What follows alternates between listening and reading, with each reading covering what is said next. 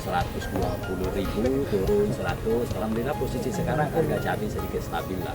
Dan berkat juga kita ada gerakan kemarin yang diberi langsung oleh Pak Sekda, OPD juga nyumbang titik-titik tertentu di pasar-pasar tertentu sehingga harga cabai dari lebih baik.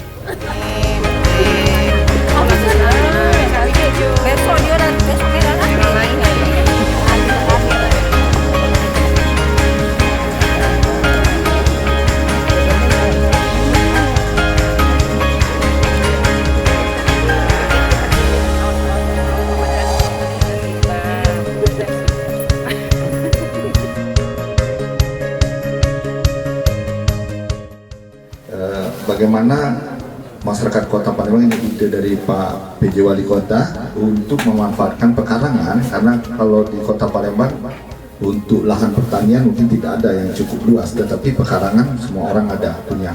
Nah, ini yang kita manfaatkan untuk menanam tanaman-tanaman pangan yang bisa menstabilkan inflasi di Kota Palembang. Bapak Ibu sekalian, beberapa waktu yang lalu kita sudah ada gerakan menanam cabai serentak. Ini saya minta kemarin diinisiasi oleh Pak Albert, Kepala Dinas Pertanian, dan sampai sekarang masih berproses Bapak Ibu hadirin sekalian. Dan ini akan dinilai sebaran cabai di seluruh rumah warga.